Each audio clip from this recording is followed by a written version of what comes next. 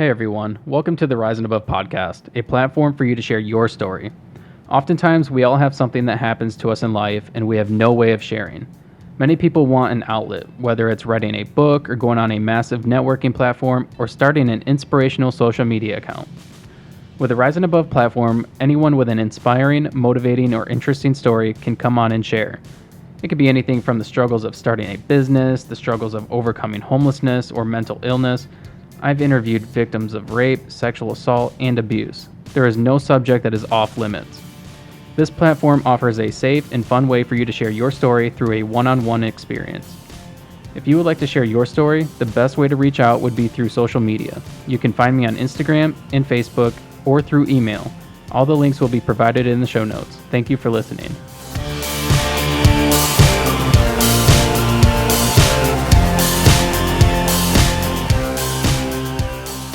All right, welcome to the Rise and Above podcast. My name's David Hess, and today I have Jessica SanFilippo with me, and she is the owner of LiveWell. Is it LiveWell? Yeah, it's called LiveWell, the healing community. My business partner is technically owner, and I'm just co-creator, I do all of the managerial stuff for the company. Which would entail what? I make all of the booking pages, and right now we're kind of expanding. So what that would look like is just, making sure all of the providers are staying on track, filling the spots. We're, I think, going to have 7 rooms now. So hopefully bringing on 10 to 15 providers. Wow. Yeah. Now, what exactly is LiveWell? So we are both cancer survivors. I am a 2-time cancer survivor. She is a 7-year cancer survivor. So, going through the journey that we have, we just really knew that there needed to be resources in place, for specifically noticing mind, body, soul connection to illnesses. She's an integrative therapist, so I met her and I was like, wow, this is amazing what you're doing, but I don't want to go to school for therapist work. So since then, it was just kind of a napkin dream. And then with the pandemic, she bought 2 yurts on her 10-acre farm, and we kind of started hosting women's gatherings out there. What is a yurt? So it's a glorified big tent. Okay. But we can fit about 10 to 15 people in a session out there. So we did come straight out of the gate with a few providers, and we had yoga and Reiki, massage therapy, just different healing modalities. And, it was kind of like we needed to know what didn't work in order to reevaluate. So we're in that process right now. We kind of have given up on hiring people on a whim, and making more boundaries for the company and making sure that everyone is ethical with our values. Now, how is treatment decided? Like, I would assume that it would be different for anybody who has different conditions. Right. Yeah. So she is the integrative therapist. So right now we're both certified in ear acupuncture. So that sounds painful. There are ear seeds that you can do, but the needles are more than, nothing more than just a pinprick. But so there's 5 points. There's the Shenmen, which is believed to be your spirit gate. There's the sympathetic nerve that runs all throughout your body. There is the liver, lung, and kidney points. So what you do is you just hit those points with either the needle or the seed, and then that way it's a nonverbal way of detoxing. Yeah. So I'd imagine that would probably be good for like a lot of different things, not just cancer. Exactly. Right? Yeah. Reiki, obviously I'm not certified in that, but that is kind of where I started my healing journey. The Reiki session that I had was a hypnosis and Reiki session, and it was just so powerful that I was instantly hooked, and then, went on 3 years later to be diagnosed with cancer. And at that point, I knew that when I had visited a shaman and he had said, cancer is a mind, body, soul illness. If you don't care for your repressed emotions of what made this illness come in the first place, it's still going to keep coming back. So Reiki is the balancing of your chakras, and it's a lot of Eastern medicine. So through treatments, I used Eastern and Western medicine to kind of heal myself. So you weren't doing like chemo or radiation or anything? Yeah, yep. So that's the Western medicine part. That's the if you fit into this cancer box, they give you one of 5 treatment plans for chemo, where other countries run your blood against a panel of 500 different chemotherapy options, and they go with what works. In America, they just say, you fit these parameters, we're going to try this one. So after 4 months of hell, it didn't shrink at all. Wow. And so Western medicine is very, very treatable, but not preventative. And so the Eastern medicine, Chinese medicine, which is where acupuncture comes from, Reiki, it's all belief in preventative and keeping your mind, body, soul, spirit all in equilibrium. That way you never get to the point of cancer. Now, I would assume that a lot of this would be kind of debated. Yes. Because a lot of people probably look at it as like woo-woo type stuff. Exactly. Yep. Have you had any pushback from that? Yes, but the people that gravitate towards our group are like-minded. They see the benefit. They see the miracles. We did a demonstration with a hypnotherapist, and he cured 3 people's pain on the spot. And people leave in tears like, they were just touched by the hand of God or something. And the treatments work for themselves. So, we're just the channel to make sure that people have that opportunity to try these different modalities when, a lot of them have repressed trauma. So it's not like we have certain protocols for diabetes versus cancer. It's, okay, we're going to get down to the layers of the onion, and that way we can really address where it started. Most of the time it's childhood trauma. Wow. So what's a process look like when somebody comes in and they want treatment? What's the process like? Well, because we're so new, we really kind of were going by the seat of our pants at first. She's the integrative therapist, so everyone would get funneled through her. Most of the time, if anyone came to me looking for advice, most likely they're a cancer survivor that, was referred to me by the hospitals. And it was just like, okay, let her kind of feel them out, and then we most likely would send them to get Reiki. The services that I offer are more like after you've already dealt with the repressed trauma and you're like going through the mud, and then, at the end stages, like, how can we implement these changes so you can live your best life? So for repressed trauma, do they go through therapy, or do you recommend them to? They would go through with Alexis, or, if they don't want to talk about it, that's why we have the nonverbal modalities. So acupuncture is a great place to start. It's 30 minutes with the needles in your ears, or the ear seeds, you can wear them up to a week. What is an ear seed? It is a little 24 karat gold little bead, and it's in surgical tape. So it sits right on the pressure point of where the ear spot is. And then, it's used for addiction, it's used for weight loss. The protocol is called NADA, is the National Acupuncture Detox Association. They made this specific 5-point, because acupuncturists, they could go to school for 10 years to become certified.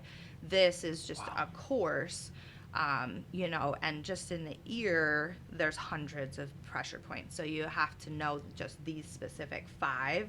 So it's an easier program to go through and become certified in. But the change that we have seen with the people who choose to participate, if you will, and have an open mind to it, people are like, wow, I had tension headaches, now they're gone. Or, I was really struggling with overeating, and, by pushing that pressure point every time I had a craving, seemed to help it, or smoking cessation. I quit smoking cigarettes. What would that do by pushing that? So it activates the trigger point. So, you can do the needles and sit for a good solid 30 minutes, and then those effects can last, up to like 48 hours. The seed can be pushed anytime you're having an impulse. And this 5-point protocol was actually specifically made for addicts and people who were going to opioid clinics and alcoholics who were coming to AA meetings. So they started it, I think, in the 80s.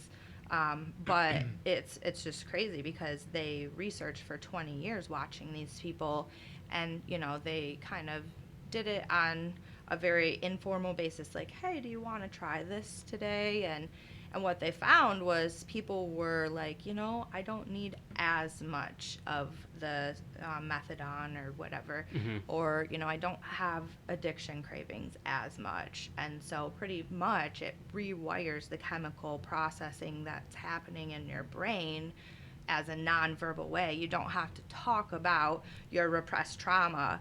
The body knows what to do with it, and that's what's really amazing about acupuncture. Interesting. Yeah. We should try that. Yeah.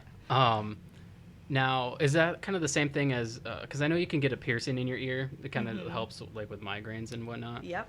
Is that the same concept? Yep. They would just go on that pressure point. Okay. Yeah. Now, when you were surviving cancer, what procedures did you, or what treatments did you do? Yeah. And how did that shape you going into this business? So in 2017, I was diagnosed 3 days before my daughter's 3rd birthday. Wow. I was planning a wedding at the time. I had just been hired as an executive regional assistant for Farm Bureau, so I had 3 bosses and managed 70 insurance agents at the time. And the diagnosis kind of was shell-shocking, like, is my daughter going to grow up with a mom? How am I going to feed her if I can't get up off of the bed and I have my body in surgeries and, poisons running through me? And how am I going to really care for her? What kind of cancer did you have? I had stage 2 triple negative breast cancer. Wow. Yep. So the first time, it was very fast. I was 28 years old, and the doctors were like, we need to move as fast as we can.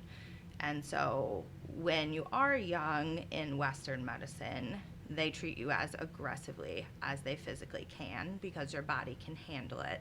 It's not necessarily the best treatment for you. And seeing that side of things made me question a lot of ethical procedures when it comes to cancer and how it's diagnosed and how it's treated. Why is that? Because of the politics involved in the healthcare system. And it's unfortunate that there is it's a checks and balances, but there is money involved from the insurance companies. To treat you as long as possible?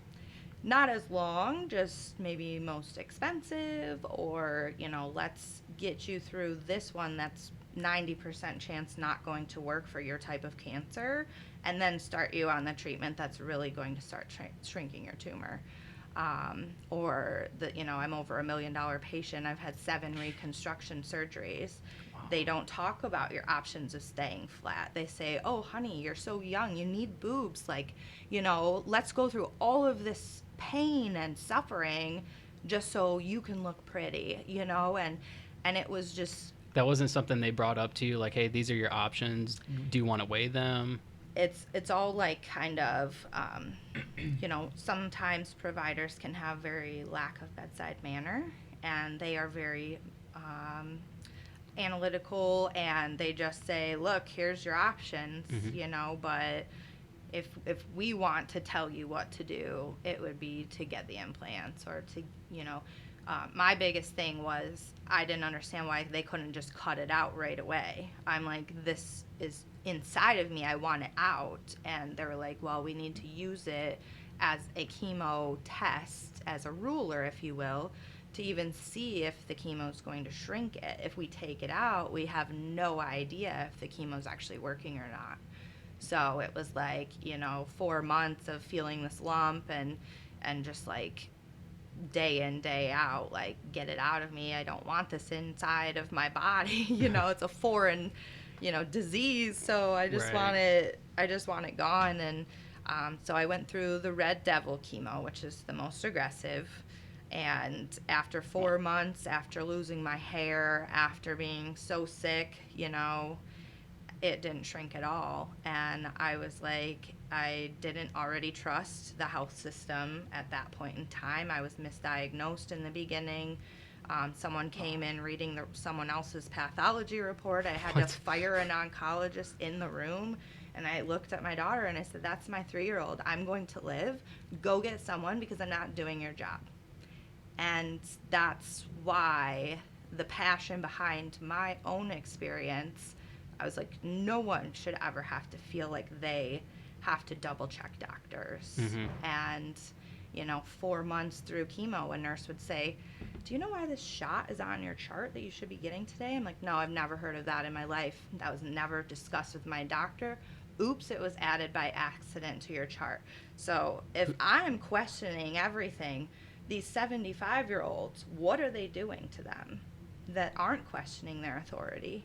And so it was like I just needed to advocate as much, and I became a, nighttime researcher of everything, and so finally got the chemo that was working.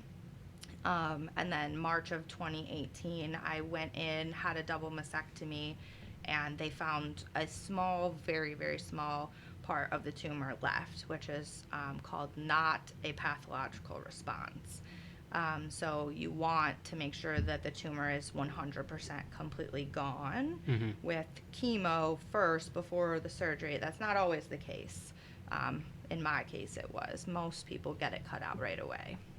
So then it was like, you don't need radiation because it was that small. It's fine. So I went on. I had, a huge wedding 6 months later. In July, I think, is when I got my implants. And then 3 days after my wedding in September, it was back in a lymph node. Wow. So it was like totally crushing. I just did everything that I could. I was like, this time I'm really dying, And so we took our honeymoon and we went to see a shaman in Sedona, Arizona. And we drove across country, and I'm like, at this point, anything's going to work because Western medicine's not doing what it needs to. And that was when I, met. Happened to be a friend of a friend, and she's like, you need to go talk to him. He was a childhood cancer survivor that had his leg amputated at 6 months old and endured 10 years of radiation as a child. And he became a shaman and completely healed himself from the Amazon rainforest. So I'm like, maybe he knows a little bit about what he's doing, And so I went out there and he did some shamanic rituals on me. There's a mat called the Beamer mat, and it's EMF therapy, just kind of makes your blood zip a little faster. When our blood, with processed foods and our, lack of exercise, your blood kind of gets coagulated on the outside of the blood vessels, so it starts moving a lot slower. People feel lethargic, So even 7 minutes on this thing, you could see the difference, and your blood is like zipping through. Would it be kind of equivalent to like doing cardio? I would say, yeah. You maybe lay on it about 15 minutes, but it's probably like a 20-30 minute cardio workout. So it's zapping you while you're laying on it? You don't feel anything, but it's just a mat that has electromagnetic fields that are pulsing through your body. Okay. And he had like a specific target light that he put on the lymph nodes that were in question at the time. So he said, you're healthy, you're radiant, your husband is very toxic, you need to get away from him. Whoa. On your honeymoon he said that? Yep. Yeah. And it was, at the time, at my first diagnosis, Alexis's name was given to me by the breast care navigator. And she said, look, she's a young survivor. You need to contact her. And I was like, no, I'm going to do me. I need to work 30 hours a week. I'm going to, I acted like there was nothing wrong. I still went to work. I dressed up in pencil skirts and did the whole corporate 9 yards. If you looked at me, you didn't know I had cancer.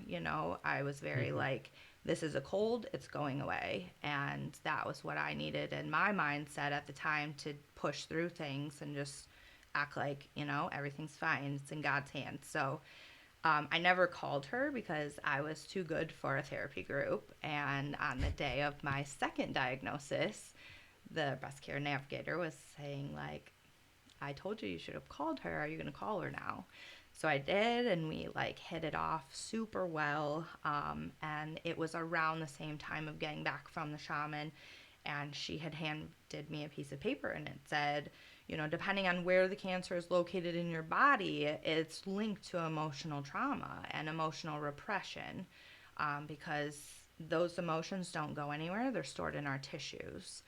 And so left breast was toxic relationship, and it all kind of made sense at that time. And there was things that I didn't deal with properly because I did think I was too good to go to therapy, and it hurt, manifested into an illness.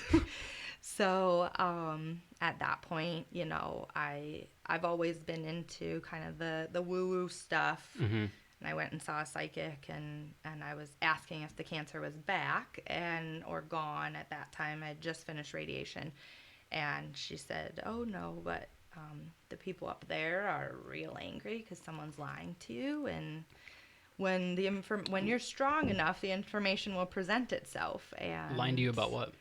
Well, I had no idea at the time. And so then it was, all of this stuff about my ex-husband, or now ex-husband, came out about a week later. And it was like, I am not going to get cancer a third time because you cannot deal with your own emotional trauma and what you choose to do with your life. And so I filed for divorce. And How long were you guys married? We were married 4 months, but we were together 7 years. Wow. So, we have our daughter together, and it was just, I needed to get away from manipulation and just be my own person and heal in my own way. And I knew that I couldn't do it with him in my immediate environment, So, ironically, I've been cancer-free ever since I filed for my divorce, and I've had multiple scans, and wow. And that was January 2019. Wow. That's crazy. Yeah, I know. It kind of feels like, is this real life?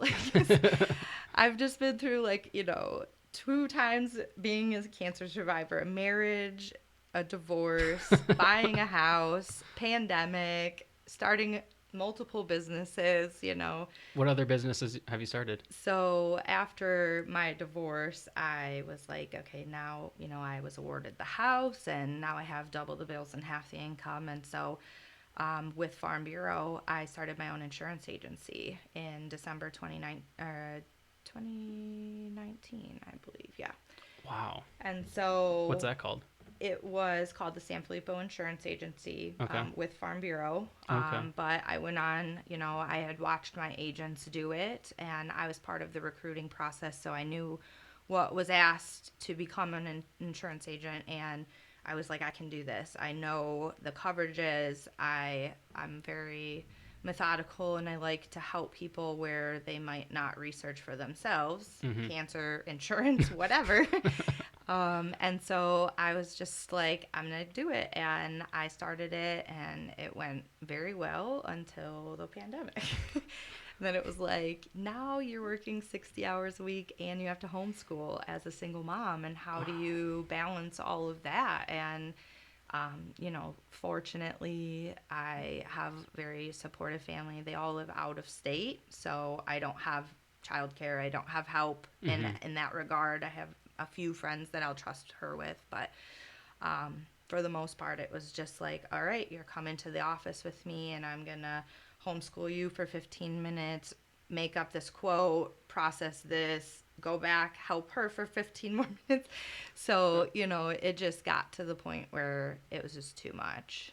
And I was like, okay, back to that mind, body, soul equilibrium. Like you can't pour from an empty cup. Right. And you need to really put yourself first, and even survival instincts as a mother, like, you even the airplane, for example, you have to put on your own mask first. And Right. as a mother, it's very hard to get that mentality down because we would do anything for our children. Absolutely. Now, do you find yourself being overcautious as far as how much you take on business-wise and everything? Yes, and clear boundaries, I would say, has been very helpful in just regaining my power. I'm a people pleaser. I love to say yes to everything, and I like to move a million miles a minute. And so, balancing, that's just how I operate versus, okay, it's okay to take time. Through my divorce, I didn't watch TV for a year and a half straight. Wow. Not even turn it on. I was like go mode constantly. After you are, pretty much said you might die, you're like, this is my one life and I am going to max it out. So it was a trauma response. Trauma response is something that we talk about in our groups, and the subconscious things that we do just to not deal with our emotions. And so moving a million miles a minute, it was like I didn't have to think about my divorce. I didn't have to think about what if the cancer's back. I was just living my life, doing everything I set out to do each day. And then it was like when the pandemic hit and I was working, at first we were very scared because they said, symptoms could be up to 2 weeks. So Right. he, my ex-husband, gets her every weekend and he lives in Detroit. And so I was like, I can't afford for her to get it at your house and bring it over to my house or vice versa. Especially seeing as Detroit was like the worst area for there Exactly. for a while. Yeah. So I was like, what is going to happen at that point? And so we did 2-week switches, and that was super hard because I was working 80, 90 hours a week. Wow. And then I would take a break when she came home to really give her what she needed with school and just, her social cues. And she was super bummed because she was only in kindergarten for 4 months and was told that she had to leave all her friends. Her mom, like, she was the one that shaved my head. We made it very normalized. Like, we called it mommy sickies and just said, like, we're going to get through this. And then, as soon as she adjusted to that, then it was the big wedding. And then 4 months later, why are you getting a divorce? What's going on? Right. And then school and then the pandemic. So just making sure that, she came first on that, because the pandemic was like, wow, my whole family lives out of state. If things really go south, like, It's just you. it's just us. Yeah. Side note, do you think that COVID is going to have a long-lasting effect? I keep doing this. The leg keeps hitting the lever. Do you think COVID's going to have because, for instance, my daughter, when COVID hit, what did she keep saying? She always said that the sickness, like, she was always worried about the sickness. Like, it triggered something in her brain where she was like, we're all going to die. Like, we don't know what's going on. What's next? Right. Do you And think... it kind of prepared my daughter because she was already talking about what if mommy dies with the cancer. So it was like, to her, she was talking about that at 3 years old with me. So we normalized it in a way that, by the time it got to, okay, this is affecting everyone, not just mom, I think it really made her realize, like, how fragile life is, no matter what age, 5, 50, Right. So you think that it might have some long-lasting, like, kind of trauma effects? Yeah, definitely. Not just for kids, Recently, I was asked to start hosting Messy Mondays, and it's with Mother and Earth Old Town Baby Boutique. Okay. And she's like, we were running this program for about 5 years, and my instructor just accepted a full-time position somewhere else. Could you, come and lead the group? And I said, sure. So what I'm finding is these kids are 2 to 4, and they've never seen another child before. Wow. like ever. That's like my son. Yeah, I mean, but what are we going to do? We're Right. parents. We have to protect them. We don't know the extremes of this virus and, and furthermore, any other superbugs that are coming around, and so it's not only just the child that has that trauma and missed social cues and that sort of thing, but it's the parent who's trying to overcompensate for all of that and being overworked. And, Right. the moms are just like, God, like, I just need a break. Like, some of my friends had 3 kids and they're working a corporate job with Zoom meetings and trying to keep all 3 different kids on different tablets and trying to homeschool all 3 of them, and they didn't get a break. I don't know how that was possible. Right. Yeah. I really don't. Literally. So, that's why we bought the yurts to kind of circle back around. Was we were like, people just need space.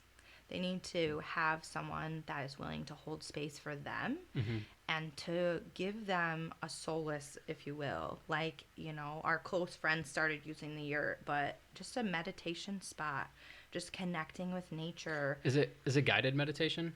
You have somebody telling you? We can do that, but in the beginning it was like, hey, if you want free time, go out to the yurt. It's open, Where were these yurts at? Just do it. It's on my friend's 10 acres. Wow. So that's why we were like, close friends and family, like, kind of were our guinea pigs in the situation. But so did you run it as a business, or was it just kind of open? Yeah, it was just kind of like a support group at first. And that's kind of where LiveWell came from. Okay. Yep. And so it was like, okay, how do we make this, like, taking the holding space topic and making it a healing community, really having people respect that, it's okay to have trauma, and it's okay that, to be vulnerable, and we're going to hold that space for you, and whatever you have to do, we don't give you a plan.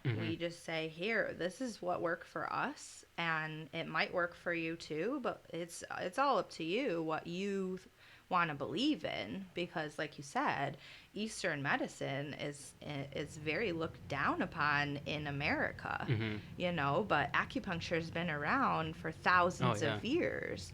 Reiki, thousands of years. This is ancient medicine, which is energy medicine. What other practices do you guys do? You do Reiki, you do like yoga, meditation, acupuncture. Yep. And what other therapy? So we just started doing like new and full moon detoxes. So, in the world of astrology, really following the moon cycles helps you kind of get into that flow with the universal energy, as energy is energy. It never dissipates, it's only transformed. So how can we use, if the moon can affect, animals.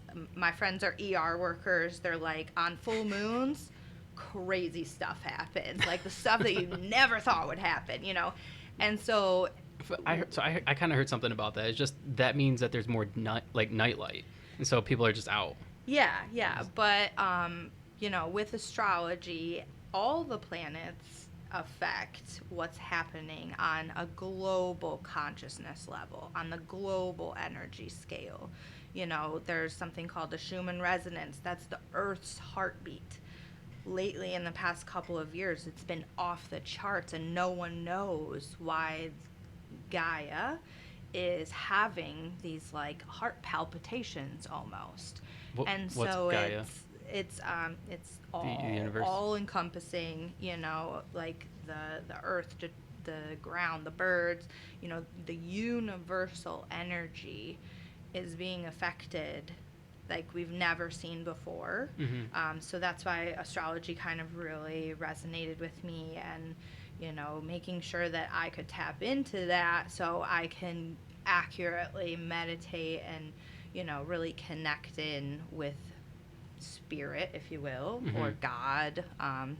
And so I was just like, we've got to start a meditation area. We have to give people that might be like, oh, that's woo woo. We have to show them, that they can believe in it. And if they truly believe in it, it can be miraculous for them. Now, have you had people come do any sessions of anything that you guys offer and then be like, wow, that actually does work, and that Yeah. maybe they didn't believe in it before? Yeah. Every single one. Really? Every single one. Yeah. So we, like I said, like the provider switch, we're not trying to have W-2 employees, like everyone is an independent contractor. Okay. They're basically their own business owner, business entity.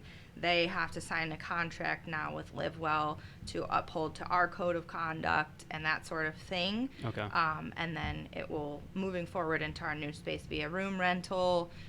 If you want to be a provider in that office, or if you want to just host events, it'll probably just be a commission split. And so more providers are coming through. We just had a lady who I have not yet to meet her, but she has been working with us for about a month, and she's an esoteric healer. What's that? I don't know.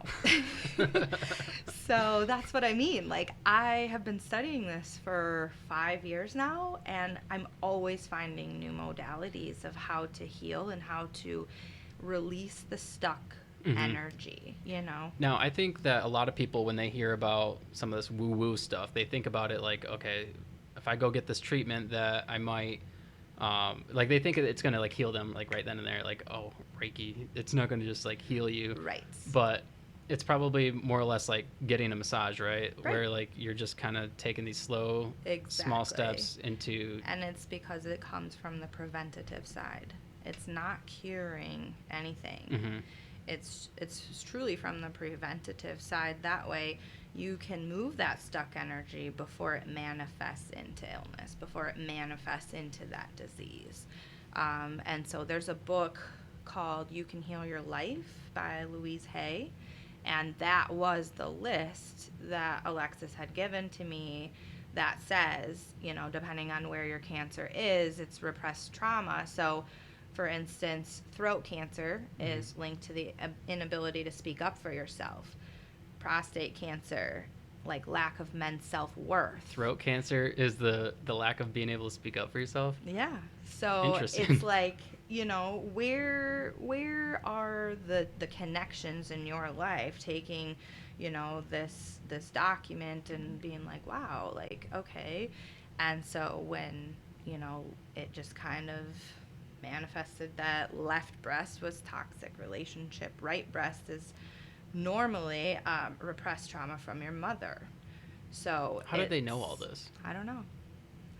So where did you study all this? I mean, obviously you started researching it. Right. Is that kind of how you got in? Late nights, reading, like endless reading, and the few trusted authors that Alexis has used with her therapy clients. And so she has been in this for about 15 years versus me, who's kind of fresh at 5 years of studying. But, she just really kind of was like, all right, like, we're soul sisters. Let's get this done. Let's like pull you out of the muck. Let's, she had a miracle of life baby after they told her she was, the chemo made her infertile. And she's a very big believer in like what you manifest, as long as you wholehearted believe it, you can manifest anything. And we definitely don't know a lot about cancer. Right. But I would imagine that, your body takes on stresses and it would attack itself. I mean, like, for instance, when I was younger, I was so stressed out, I started getting bald spots in the back of my head. Yep.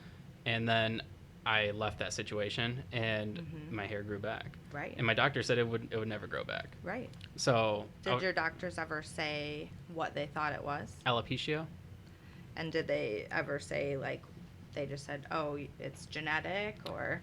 She said it's probably due to stress. Okay. But I don't think she really said anything else other than that. I knew it was from stress, and then that's kind of when I knew I needed to get out of that situation. It was I don't know if you listen to my podcast about my life, but I grew up in foster care and whatnot, and the situation I grew up in was not a good situation. And as I got older, it just got worse.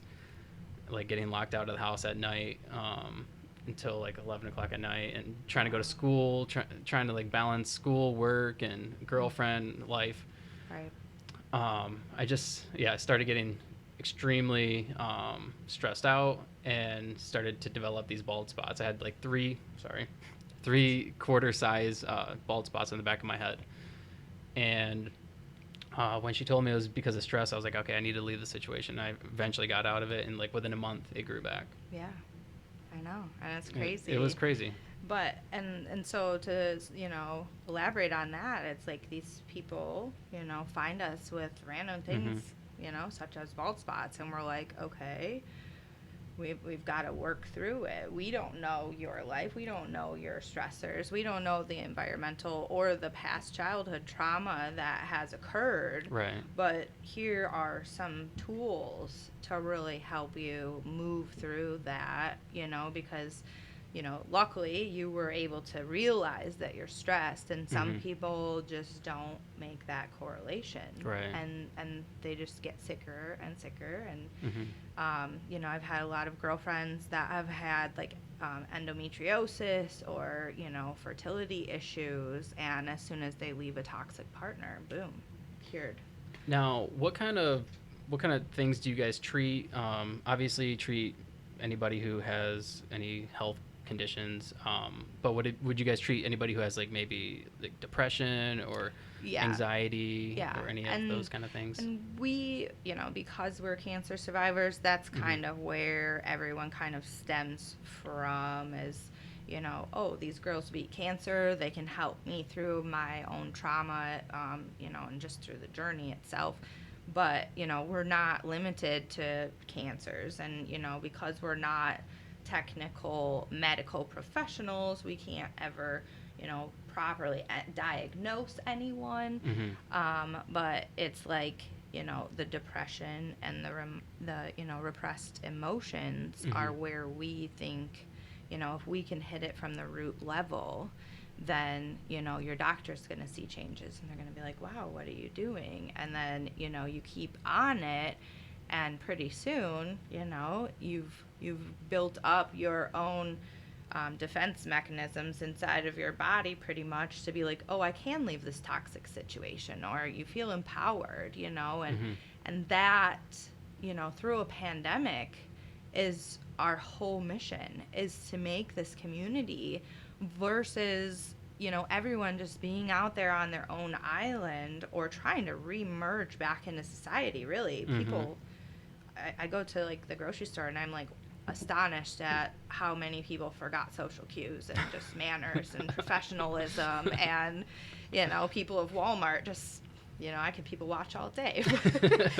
It's like we want a supportive and vulnerable space to have people come and be like, it's going to be okay. You can work through whatever you need to work through. You never even have to talk about it with us.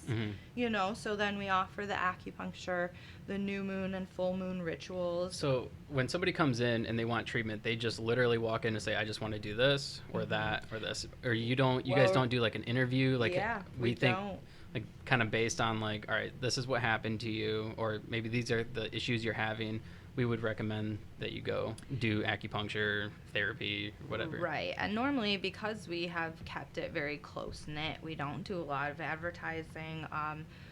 We've had an issue with a stalker of one of the providers, and so that made us reevaluate a lot of our business plan in general, because we were a team of 7 women who worked late nights, and we have kids, and now this creepy guy knows where my friend lives, and if he's been following one of our providers, has he been following any of us? And so it was like, whoa, hold the phone, like we really need to like reevaluate how to make this safe.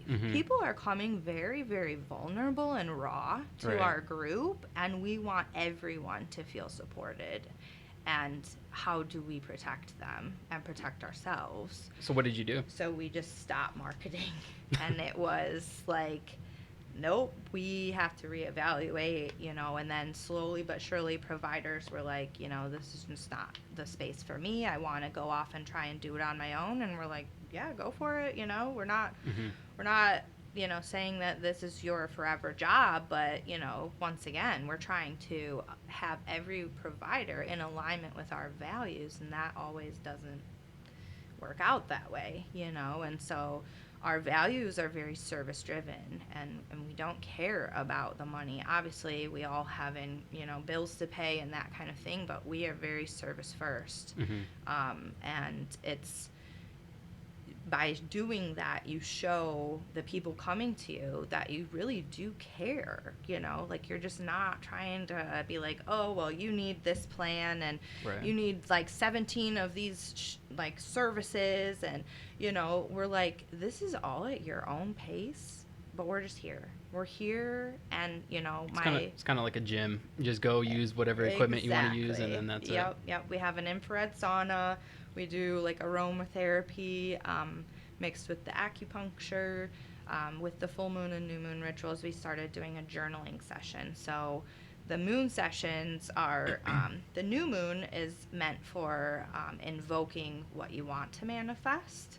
It's very like new energy. You want to, build up your goals. What are your goals for the next month? Get very, very specific on what you want to create. And so we would do that in tandem with the acupuncture, and they'd leave feeling like $1 million. And so what's the results of that? Like, let's say you have a goal that a specific goal you want to accomplish, and then you go do the treatment. What does it happen? Sometimes, it's really, what does it trigger? So like for me, my goals are very specific with like my family, my home life, just making sure that all of our needs are met first and foremost. And then, personal goals and like business and whatnot. Right. And, like drinking more water. How are you going to drink more water? What is the plan that you are going to implement? So at the end of this 30 days, you are drinking more water and you're not fighting yourself on it. Or how are you going to run 2 miles a day? Where are you going to fit it in your schedule?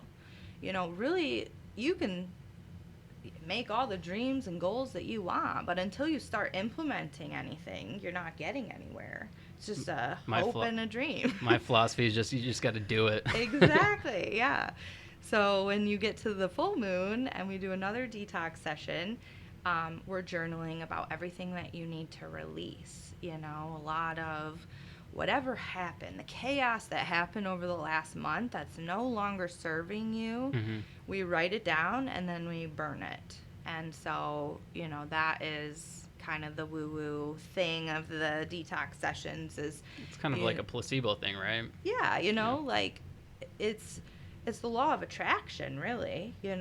What you are going to attract is what you're writing down on paper. And even Jim Carrey says, like, you need to write it out and you need to speak it to yourself in the mirror. Until you do that, it's not really attracting what you're vibrating. If you have written it out on the paper, I'm going to run this 2 miles, and then you beat yourself up for the first 18 days because you're fighting yourself on running the 2 miles. Where'd you get? Nowhere. Because you're not looking yourself in the mirror and saying, I can do this. I'm running these 2 miles, and making sure that you keep commitments to yourself. Accountability. Yeah. Like making a list. Right. And I can't go to bed until I complete all that. Exactly. Yeah. And so with the full moon, it's just getting all the stuck energy out so you can prepare, and, what you need to release sometimes is, relationships, jobs, going through your bills and being like, what can I downsize so I'm not stressed about money? Or, little things. What can I release on a conscious level?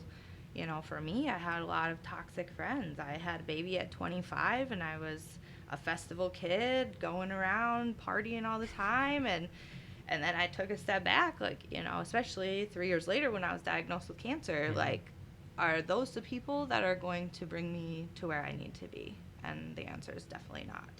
And how are you strong enough, even if it's a family tie? How are you strong enough to put those boundaries in place and release that? It's not your burden to carry. if it's someone else's issue, and you want, as people pleasers, we sometimes take on other people's burdens, and that's very stressful. And so, giving them, just planting seeds, like start thinking about what you can write yourself. Start journaling and really connecting. And what we're finding is so many people are disconnected from their own mind, body, soul equilibrium because the world really goes not, so fast. It's really not that woo-woo if you think about it. No, I mean, maybe some of the it's energy practices, work. maybe some of the practices are considered woo-woo, but Right. really what you're doing is just trying to get people to break things down and to look inside and realize that, okay, maybe I shouldn't be helping this person so much. Maybe I should take some time for myself. Maybe Right. I should meditate more, focus more on me instead of other people or other Exactly. things. Yeah. And, it's been really hard through everything, but, with cancer and the pandemic, it was like, I was like you. I was very stressed out as a child. I had a lot of issues because I was taking on everyone else's traumas and trying to be the people pleaser and trying to balance everything. And then it was kind of like, whoa, I'm doing all of this for other people, but what do I do for myself?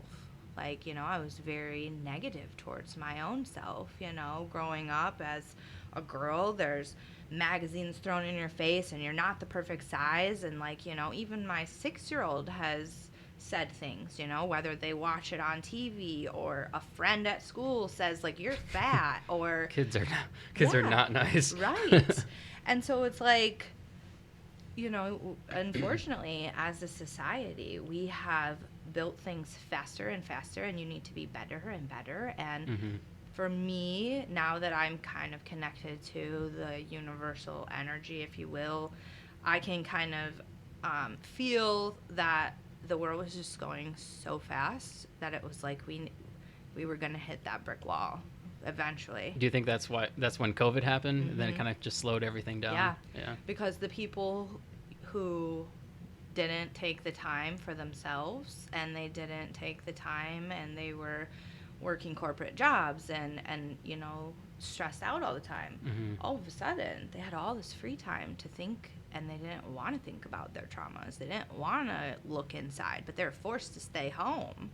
And so, I kind of think the opposite. I think it kind of forced people into realizing that they hated their life. Yeah. And that they needed to make a change, and now was the perfect time to, exactly. whether it was a business you wanted to start, right, and it was the make or break, or you really needed to leave a relationship. Yeah.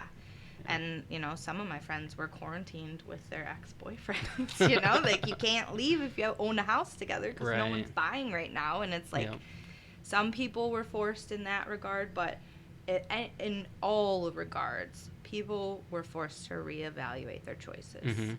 And that was the spark to, okay, now I'm kind of like coherent about what is going to work and what's not moving forward. And then they meet us and we're like, well, you have way more layers to the onion to work through than what you're seeing on the surface level of just, your job and how you homeschool your kids, or, how do you adapt in the pandemic. Now it's, how do you adapt every single day, no matter what circumstances are there? Right. You could be stage 4 terminal cancer, and I have seen miraculous stories about how they cure themselves. It's the power of nutrition. It's the power of I was going to ask belief. you about that. And I wanted to ask you about nutrition. Yeah. Now, what kind of diet are you on a diet? I'm not on a diet. What kind of nutritional things do you do to help with? So, the main thing that I do is greens. Okay. And I get them from Amazon, certified organic. And it's a green powder. It has 50 alkalizing vegetables. If you know Dr. Sebi, he said disease cannot form or maintain in an alkaline state. So as long as you keep your body at the proper pH level, then you're fine. How do you test that? You can get testing strips at Better Health or on Amazon. They're just little like tongue strip things. But I was like, yeah, that makes sense. Everything's energy. That's kind of my philosophy for everything. Like, how do you manipulate and transmute the energy from negative to positive, Mm-hmm. you know. And so with the alkalizing vegetables, it has 50 of those. It has mushroom, probiotics, and yeah, I think that one that I got, just that. But there's other ones in that line. Right. They have super greens, they have berries, they have all the stuff. So It's kind of like athletic greens, right? yep. Yep. But you know, looking at the toxic chemicals that and the fillers, you know, with getting cancer, I was like, 95% of the stuff that goes on or in my body I can't pronounce. Mm-hmm. And when did that become a thing?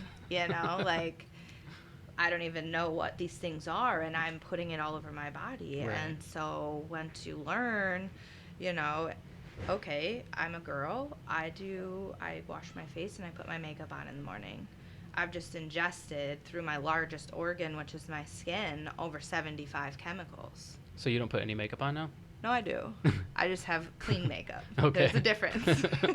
You know, and once again, it's just raising your awareness to, okay, I'm now coherent about that. You know, like, now I'm going to watch for that. Mm-hmm. But it was when I'm going through cancer, like, okay, I can't trust any of these chemicals. I can't trust products that were my, like, most trusted, you know, and the marketing schemes from the huge Procter and Gamble, you know, even like Mary Kay, Mm-hmm. you know, it's all marketing. Yep. And it's all toxic. And to really break away from that, you know, it's eventually my goal is to create an empowered consumerism course so people can know.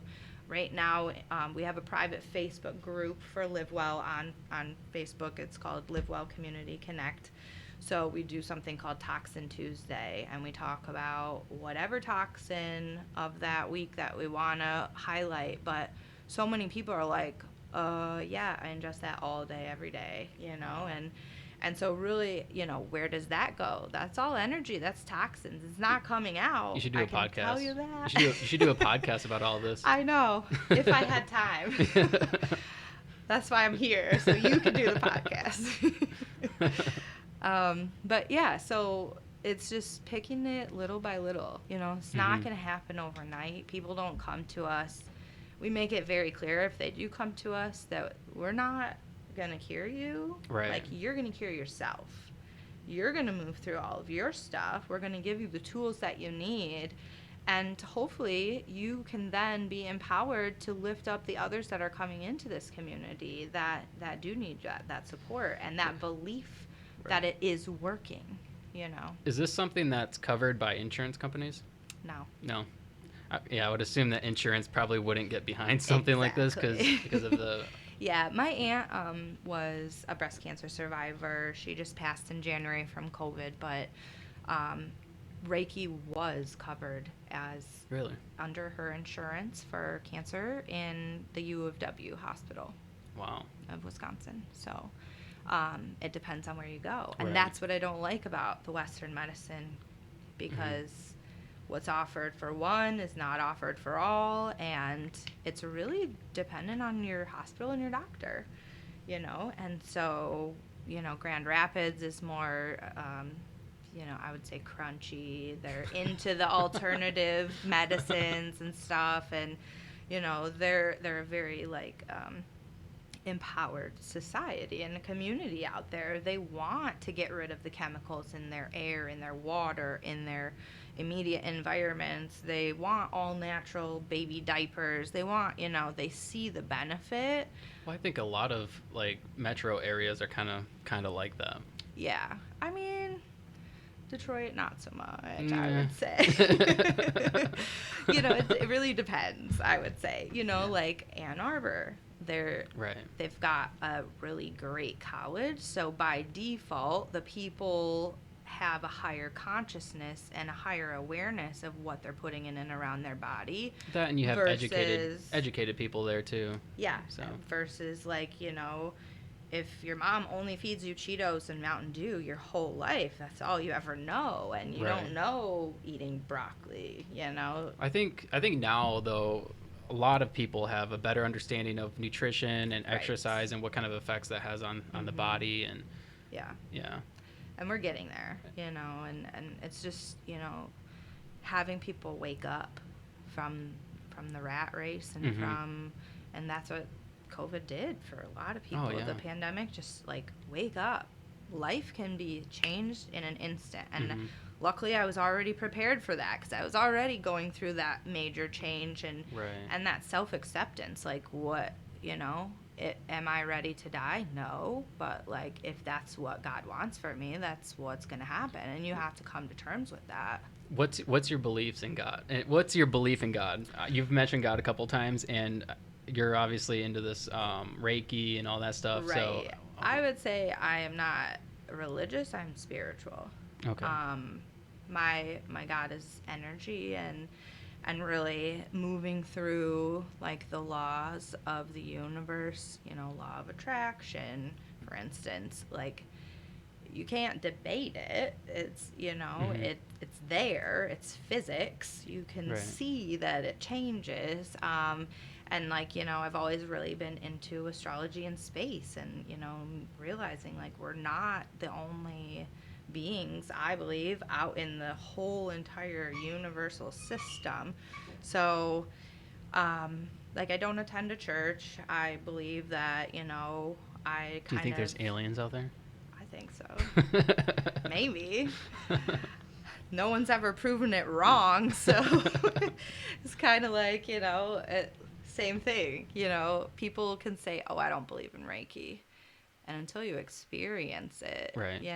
like, someone just told me Area 51, like, why would Area 51 be there if there's no aliens, Just a little Maybe they're just testing things. curious, They could just be testing like Well, spaceships. Area 51 is now so packed with testing patients that they made a new one in Ohio. So it's What? like, yeah, yeah. What are you saying? I know. I'm not gonna say anything. Where's this at? I'm just me. I'm just You can't just throw something out there like that and then expect. next podcast. But, it's like, I am very open-minded, and I think, someone said something to me that stuck in high school, because I wanted to learn about all religions. I didn't understand why there was so much segregation, and no, I'm right, no, I'm right. All of them pretty much say the same thing, just in different languages and different styles. And so, I grew up Christian, and I was like, okay, I don't know if I totally wholeheartedly believe in all of this. And so I tried Buddhism for a couple years, and, like, like, yeah, I align with a lot of the values, but, like, I don't really feel connected to that. To So, Buddhism? like, yeah, so, like, just trying out new things, and luckily my family is very supportive, and, like, love is love, religion, spirituality, whatever you want to call it. Like, as long as you have a connection with Mm-hmm. God, source, Gaia, whatever you call it, knowing that there is a higher power out there, that, I feel like everything is mechanically inclined. I'm a big believer in fate, and being able to let go of those rigid values that I once had has made so many miraculous people come into my life, that I'm always shocked. There's always a person that needs me at that specific time in their life, and they're like, wow, I just had, like, crazy epiphanies, and, and I'm like, I'm just me, like, I'm just floating through, you can be my friend if you want, but, and so it's like, I wouldn't say that I am religious per se, but spirituality kind of, someone said, like, there's a fish in a fishbowl, and then there's the fish in the ocean. Religion, or when you stick to one religion, you're confined. You're confined to all these boundaries and what you have to do and what's expected of you. And spirituality, you're just out. You're like endless waters. You don't have any boundaries. Karma is a real thing, I believe.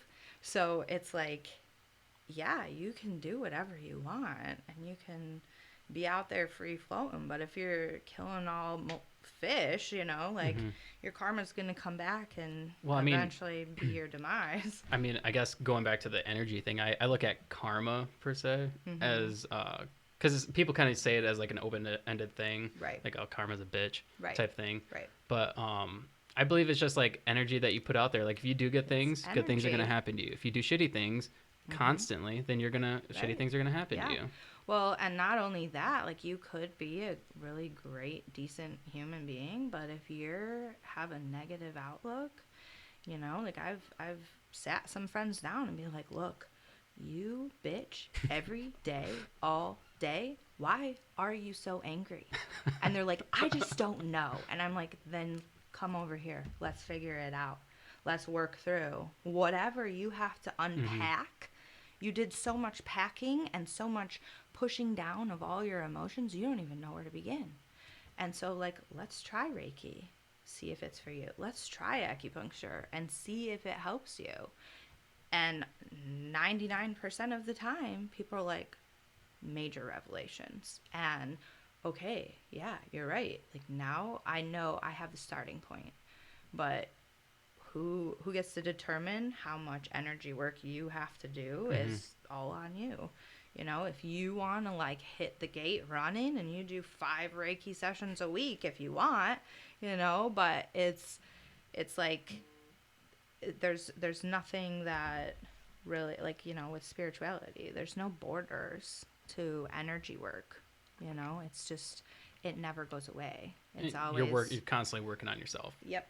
Yeah. Just like going to the gym. If you stop working out, the muscles start dissipating. Right.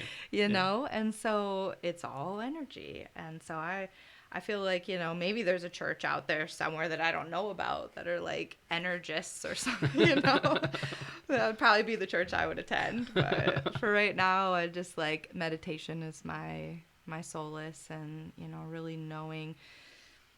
What does meditation look like for you? Do you put on like music? I do guided meditations. Okay. I've tried to like kind of sit silent, like they do in the Buddhist temples, and my mind, because that's just the type of person I am, is always like over here, over there. Oh my God, I forgot something that needed to be thrown out of the fridge 2 weeks ago, So the guided meditations really, really just help me with deep breathing. Breath work is something also energy, we breathe every day, but how many of us actually are coherent of how long we take in breath? And, when you're stressed, you can feel that you're taking shorter breaths. So like being aware of that, you're like, okay, I'm stressed. I'm like panting. Okay, I'm going to get back to center, right. Get back to me. Realize it's just all energy, when you feel that build up, then you got to bring it back down somehow. And so these tools really help people, be able to integrate it with all of their daily life stuff, to where then they're like, okay, it's not so scary anymore. I don't feel so overwhelmed by the external factors, Right. With millennials, like there was just so much expected of us, I feel like, and we were coming at the tail end of the exponential damage of the Industrial Revolution, and we're just expected to fix it all, and it's like, to be honest, half my friends don't even recycle. And it's like, what is going on in the world now? Like half of the people are up here, half of the people are eating Cheetos and Ho-Hos every day. Like, where do you put yourself, and categorize, like, but there are, the people that are over there with that closed mindset, everything's a choice, everything's energy. And so, if the mom is struggling, the kids feel that, the kids take on that stress, then they're eating these processed foods all day. They're not getting any nutrients, years of that buildup. Yeah. You have to unpack it somehow. It's not just going to go away on its own. Yeah.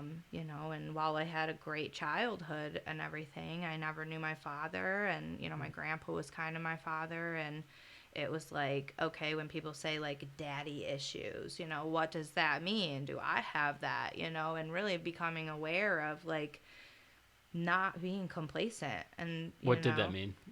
What did just you think that meant? codependency, definitely. I was in 2 7-year toxic relationships, and it was that I felt like I had to be in a relationship. I wasn't worth anything if I wasn't in a relationship, and I didn't want to be alone. And so the divorce was pretty much the pivoting moment where I'm like, I would love to be alone and to just be and to just work on myself and to know that the dishes in the frickin' sink are not anyone else's but mine, and to be able to put forth the true effort of what my daughter needs from me instead of constantly being aggravated and pouring from an empty cup and trying to make this relationship work where I just feel like I'm beating my head against a wall, and so when I started researching codependency, I'm like, wow, that's all of what it is, and even in the very few pandemic dates that I've endured, it's just like, how did that make me feel afterwards? Like instantly I'm like, ooh, I want to like, like let's go on date 2 and like get things rolling. And I'm like, wait, take a step back. So you're pretty reflective now. Very, very. Everything that I do, is very reflective, because I feel like when you're just la-di-da going about your day and you're not reflecting, that's when the things that, that's your lessons right in your life. And how do you become more aware of those lessons, and to, thank God for providing you the fated meetings, or providing you, for me and being spiritual, when my aunt passed in January from COVID, she said, I'll come back as a cardinal. And there's cardinals everywhere now. I never used to see cardinals. And it was just like, whoa, or, I've had like ghost encounters my whole life. And so it was like noticing the hair standing on the back of my neck, like, okay, like there's something in this energy, like, the energy feels different. And I always... What do you think that is? I feel like we're going I know. down There's rabbit holes now. There's rabbit holes for years with me, but like, you think... said you've always had ghost encounters? Yeah. My whole childhood, growing up with a single mom, and I was the oldest of 3 girls. She worked 3 jobs all the time, and I was alone all the time. And these things would happen, and no one would believe me. And I'm like, I'm telling the truth. I don't know what to tell you. Like, I can't, it's not there. I can't show you, but I know that it's happening. I can feel it. It like impedes my energetic level to the point where like I'm scared or I'm crying, like it's a very real thing. And, just like all of the other stuff, people are like, well, it's not real because I can't see it. Right. And you're like, okay. Well, you choose to believe that, but like, relating it back to the Reiki, like they don't touch your body. Their hands are held like out here from your chakra point, and you can feel the energy, the magnetic. And so that was like, I just remember crying for like 5 hours, and I didn't know what I was crying about. I didn't know, and whatever needed to come out was, coming out. And I was just like, wow, that person just healed me with their hands. And that was like astonishing, because it was the first time that was validation. Like, I'm not crazy. The energy, even though you can't see it, is there. So, and how do I make myself so aware that I know when it's being transmuted around me? So after that, have you experienced these ghost encounters? Yeah. But does it feel different? It does. I do protection, like you could say spells. I call them rituals. It's a very fine line between Wiccan and paganism. That's like a different type of sector of religion versus like affirmations, if you will.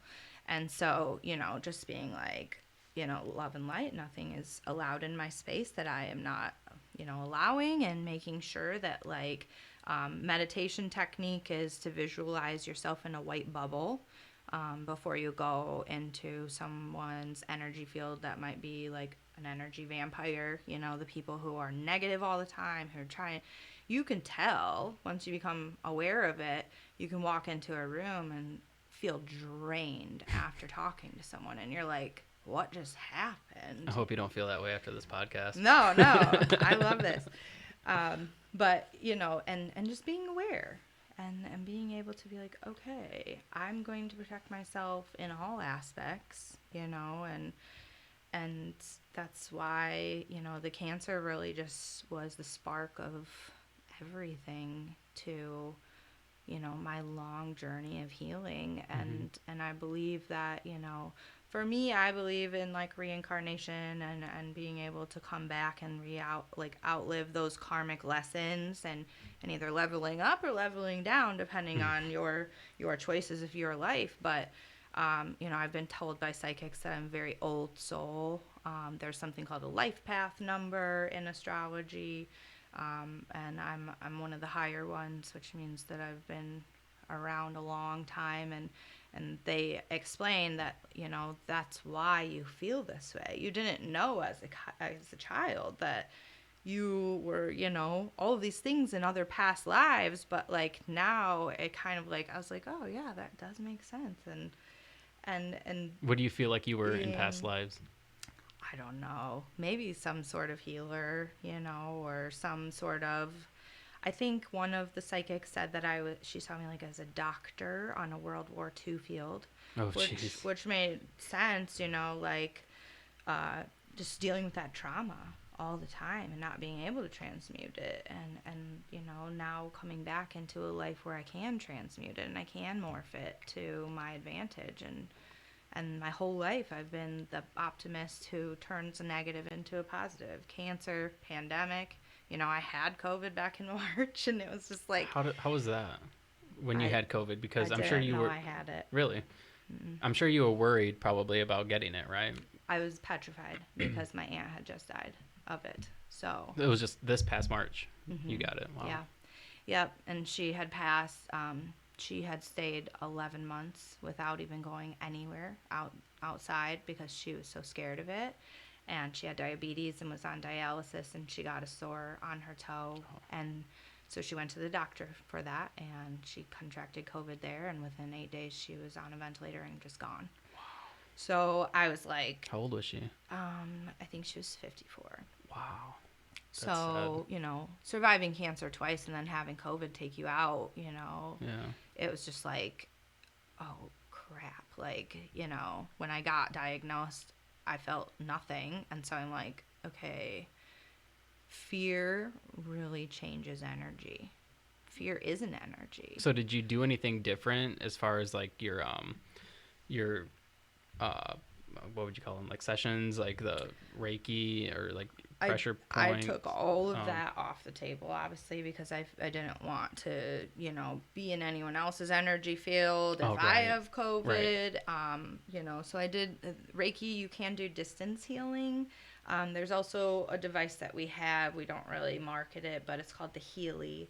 And it's like you can do distance healing with that. And it's an app and it's a device, and it sends specific waves like of electrodes? Energy to you. Okay. It just takes your selfie on the app, and then there's it's called bioresonance feedback.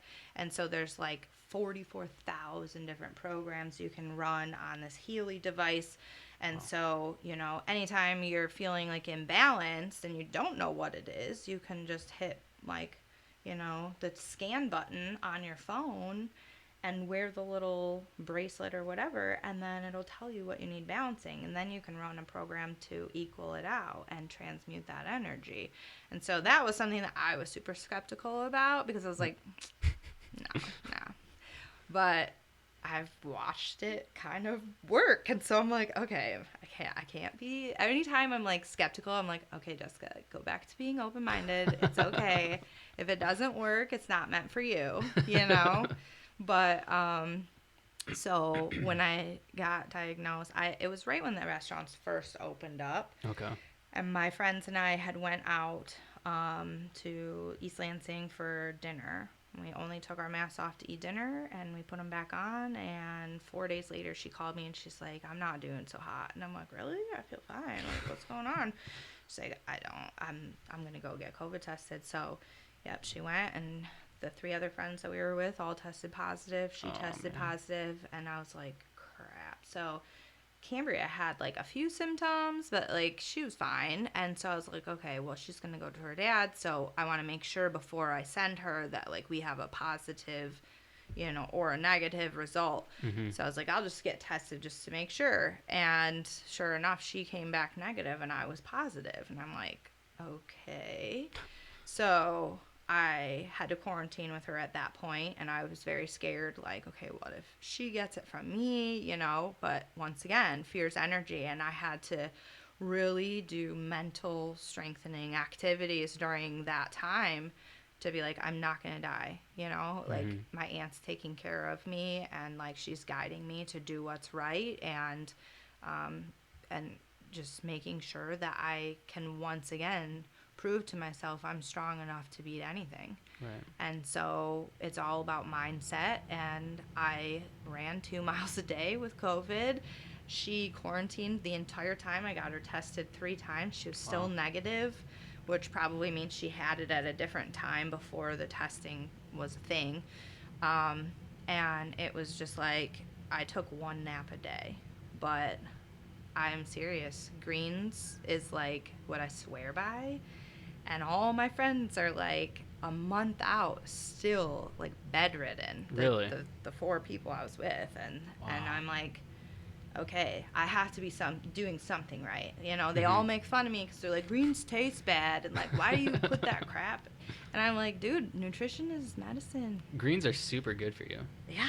Yeah. I mean, it's like jam packing 1 drink with 50 vegetables, Right. And the American diet proves that. So. Oh yeah, absolutely. Yeah. Now, kind of wrapping this up, I think we're an hour and 20 minutes in. I'm sure your daughter's like, "Where's my mom?"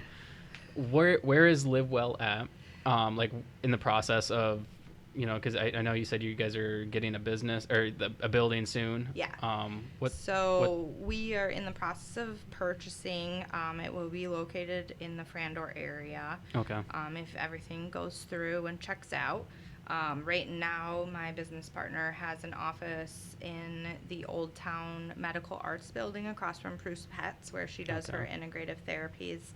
But her 5-year lease is coming to an end. So we're kind of just going to the yurts and being virtual for a little bit, kind of redetermining our bearings and getting everything aligned and making sure that the providers that we're bringing forth are standing up to 110% of what we value and making sure that they're a great representation before we start opening to the public again.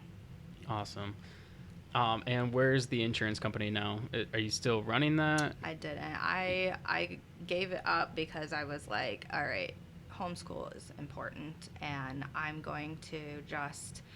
Everything kind of felt like barriers, I was like, why is it this hard? It's like pulling teeth to get leads right now, even with COVID, because people are like, I can't deal with that right now, or I can't think about that right now. And I'd be like looking at their declarations page for your home, and I'm like, ooh, you're have like an $80,000 gap, so if your house catches on fire, you're screwed, But okay, if you can't deal with that right now, that's fine. Come back when you're ready. So I studied no-fault law for a whole year, and just, any way that I can help people is where, I'll still help and look over someone's deck sheet here and there, but I just had to, realign, and it was the perfect time because everyone was dormant, and insurance is an essential worker. So I was not going to get a break if I didn't leave. Right. And I knew at that time that like something higher was calling me, and I was just ready to just take the plunge. So where do you see yourself within the next year? So I am right now developing a 4-week mind, body, soul detox program. So it would be for an And it would be virtual to start, pre-programmed, maybe podcasts or something like that, where you can kind of walk them through the different modalities of 1 week would be mind, 1 week would be body, 1 week would be soul, and really walking them through, proper techniques of how they can implement the changes into their life. And then the 4th week would be, I'm also an artist, so, a visual representation of how would you see the change manifesting for you kind of thing, and 30-minute phone calls, that sort of thing. Because Alexis is an integrative therapist and she has 27 clients a week, Wow. She can't run LiveWell. So I'd probably become the first W-2 employee and, really just manage everything there. I build all of our booking pages right now. I do all of our graphics, our marketing. So, we, as hiring independent contractors, we had no say in like how they were marketing, and so it just got really dicey, and I'm like, my type A personality is like, just let me do it. Just let me run everything. So I know that it's done properly and right the first time, and I don't have to fix your mistakes. So, but yeah, in the next like 6 months, I think it's just going to blow up. And, we run a local support group for breast cancer, and with the pandemic, we moved it to national and virtual. Wow. So we have breast cancer survivors all over the state and the country. And I started a business Instagram. And so I have about 1,000 followers on there right now, and, Cool. all of them are cancer survivors, and they're all like, what are you doing? So if I can just, really reach out and become a support tool for them, no matter where they are, and that's kind of the route I'm going. I also do henna. It's like, jack of all trades, but the local 6-month plan for the henna is to offer chemo crowns and mastectomy coverings for women and draw them beautiful designs so they can just really, there's a very big disconnect with your body. You already don't trust it because you have cancer, and now you feel mutilated and chopped up into pieces. And what does that look like for the rest of your life? You can't go on hating your body forever. Right. You need to be grateful that you're alive. And so if giving you a little henna tattoo boosts your confidence, This is something you're going to do, or? Yeah, I've already done a few. I just don't, I don't charge for it right now.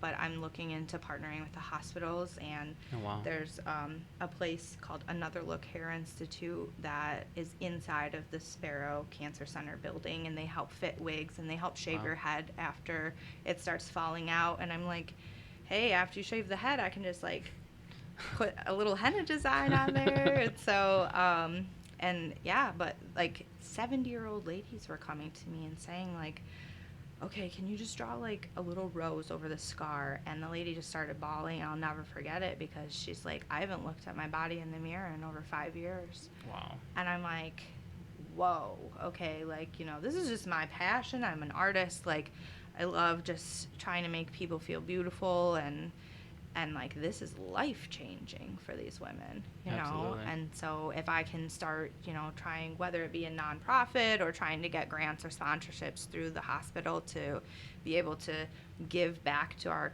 cancer community, I definitely will pursue that. That's awesome. Yeah. Well, I guess on that note, let's try to wrap this thing up. I think we're an hour and 30 minutes in. Well, it's been an honor to sit here and talk to you and kind of listen to your story on how you recovered, and I'm glad that you were able to recover and that you kind of found some self-healing and self-worth through your healing. I guess real quick, can you plug your social media? How can people become a part of LiveWell? Yeah, so we have LiveWell, the healing community, on Facebook. We also have our private Facebook group. So that is where anyone will see any of the offerings we have. We do not market to the general public anymore. We want it to be a safe place. Currently, we're making a membership for women's circles. That will be like kind of an application process to join. Okay. And then my Instagram is called Journey with Jess, and it's Journey with Jess 88. Awesome. Yeah. Well, thank you for being here. Yeah, I really thank appreciate you. it. I appreciate it. All right.